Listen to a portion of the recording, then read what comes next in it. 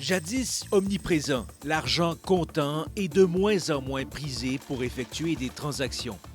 Bien au fait de cette réalité, un nombre grandissant de banques annonce la fermeture progressive de guichets et de points de service. Une décision qui fait bien des mécontents. Ceux qui ne sont pas habitués, qui n'ont pas d'ordinateur, qui n'ont pas rien, ils viennent à la caisse. Même ici, des fois, ils ont de la misère. Là.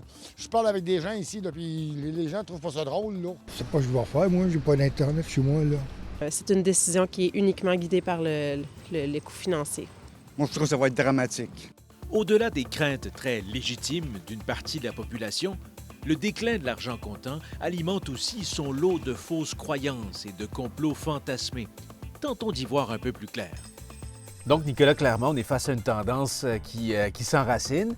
Ça alimente toutes sortes de désinformations, de théories conspirationnistes et de complots en tout genre. Mais bref, là, départageons les choses, amenons les nuances qu'il faut amener. Il y a du vrai dans tout ça. Oui, bien c'est ça. C'est tout ce qui touche à l'asservissement de la population ou l'instauration du communisme via l'élimination de l'argent, ça ne se fonde pas vraiment sur la réalité. Mais ce qui est vrai là-dedans, par contre, c'est que on voit de moins en moins d'argent comptant dans l'espace public. Il y a de plus en plus de commerces qui le refusent. Et ce que me dit Alexandre Plourde d'Options Consommateurs, c'est que les banques, elles, veulent se diriger vers un système comme ça parce que l'élimination de l'argent comptant, ça représente énormément d'avantages pour les banques. Ça coûte beaucoup d'argent faire la manutention de l'argent comptant, faire la distribution des billets, maintenir des guichets automatiques, maintenir des points de service pour les consommateurs.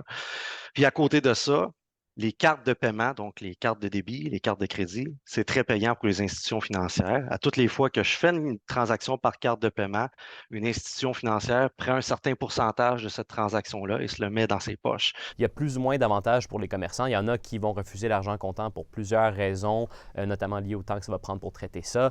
D'autres pour qui, bon, ça représente énormément de frais.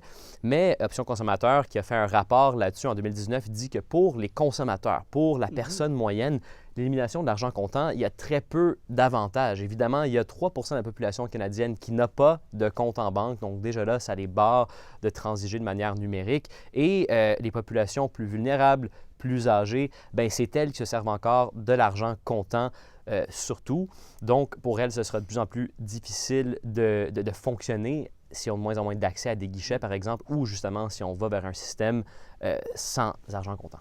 Une autre chose qui est vraie, c'est que l'argent comptant n'est pas traçable. Donc, si on évoque des risques de surveillance et des choses comme ça, c'est le seul moyen de paiement qui est 100 % anonyme. Donc, oui, ça peut favoriser des choses comme la criminalité, mais il y a aussi des gens qui vont être dans des situations d'abus, par exemple, où est-ce qu'un époux abusif va surveiller leurs dépenses, mais l'argent comptant peut aussi leur être utile dans un cas comme ça. Donc, on le voit bien que la dynamique est en place.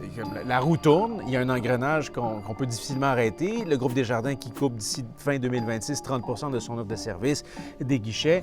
Mais les gens, en général, qu'est-ce qu'ils en pensent? Quel est l'attachement qu'on a encore pour l'argent comptant? C'est ça. Ce que disent les banques, c'est que les gens se servent de moins en moins d'argent comptant, ce qui est vrai. Et donc, pour cette raison-là, ils vont diminuer l'offre d'argent comptant. Donc, enlever les points de service comme ça, enlever graduellement de plus en plus de guichets.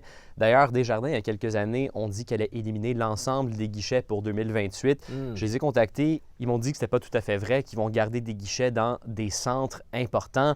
Mais ce que dit Options Consommateurs, c'est que c'est un peu une prophétie autoréalisatrice. Si on continue à enlever des points de service, si on réduit les sources où les gens peuvent aller chercher de l'argent comptant, bien, veut pas, les gens vont moins s'en servir. S'ils ont moins accès, ça va pousser les gens de plus en plus à se tourner vers le numérique. Alors que si on sonde la population, si on demande aux gens ce qu'ils veulent, Options Consommateurs, il y avait d'ailleurs un groupe de discussion avec des consommateurs. Et là, dans la très, très grande majorité des cas, bien, les gens, même s'ils ne se servent pas de l'argent comptant, voient toutes les problématiques liées à ça pour des groupes marginalisés, entre autres, et désirent que l'argent comptant reste en place.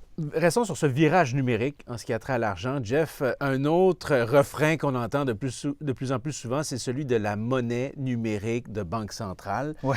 Il faut qu'on en parle. Oui, donc il y a peut-être des gens qui nous écoutent qui n'ont pas entendu parler de ce concept-là. Ils ont peut-être entendu l'acronyme en anglais, CBDC, Central Bank Digital Currency. Ça fait énormément jaser sur les réseaux sociaux. On dit que les gouvernements du monde s'apprêtent à changer l'argent physique ou même l'argent des comptes de banque avec une monnaie numérique émise par les banques centrales. Et là, il y a toutes sortes d'idées sur une idée de former une banque centrale mondiale à l'aide de cette monnaie numérique-là. Donc, on va expliquer un peu c'est quoi. C'est un peu une réaction des banques centrales du monde envers le phénomène des crypto-monnaies. Donc, ils se sont rendus compte qu'il y a beaucoup de gens qui s'intéressaient aux crypto-monnaies, investissaient dans des monnaies qui échappaient au contrôle des institutions financières, des gouvernements, des banques centrales. C'est d'ailleurs le but derrière les crypto-monnaies. Et donc, en voyant ça, ils se sont dit, bien, pourquoi est-ce qu'on ne lancerait pas nous-mêmes des crypto-jetons, mais officiels, donc créés par les banques centrales. Donc, c'est un peu ça, l'idée derrière ça. Il y a beaucoup de pays qui ont étudié la possibilité de mettre ça, de créer ça. Les Bahamas sont d'ailleurs un des premiers pays à avoir adopté une monnaie complètement numérique émise par la Banque centrale, le Sand Dollar.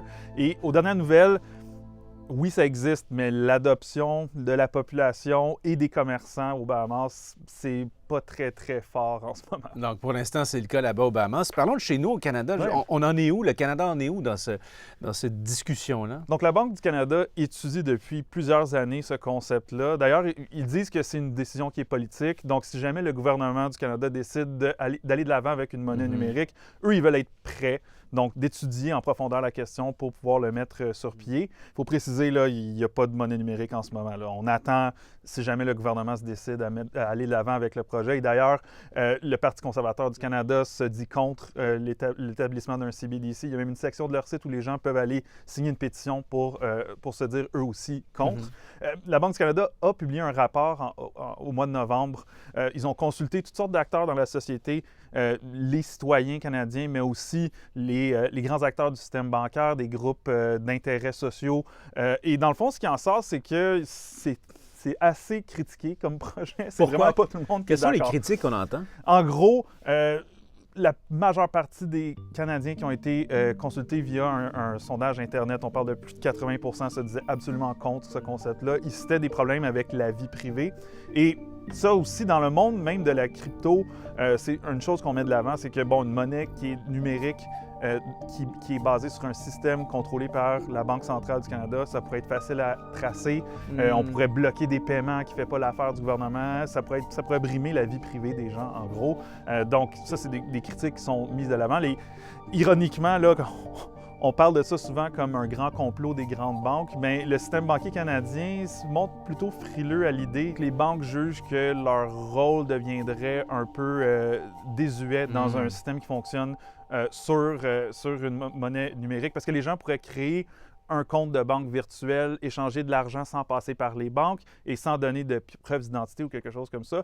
Ce qui est intéressant, c'est que certains groupes qui protègent des communautés marginalisées comme les personnes autochtones au Canada, eux se disent quand même assez intéressés par l'idée, justement parce que beaucoup de gens qui n'ont pas des pièces d'identité valides ont du mal à avoir des services financiers, des services comme des comptes de banque. Et un système comme ça leur permettrait là, d'avoir un compte de banque virtuel et d'envoyer de l'argent comme ça. D'être moins marginalisé, finalement. Mais reste quand même le problème que c'est un système qui est 100% numérique. Donc, qu'est-ce qui arrive quand l'Internet ne fonctionne pas?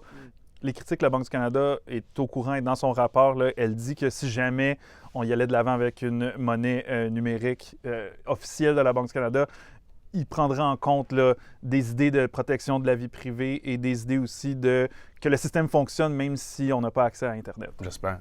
Bien, une chose est sûre, pour les personnes marginalisées, ce qui reste le plus simple, c'est l'argent comptant.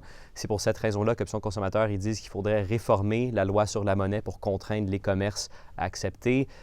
L'argent liquide, on verra bien s'il y a des choses qui se font en ce sens-là. Une chose est certaine, il y a des changements dans l'air, il va falloir être vigilant.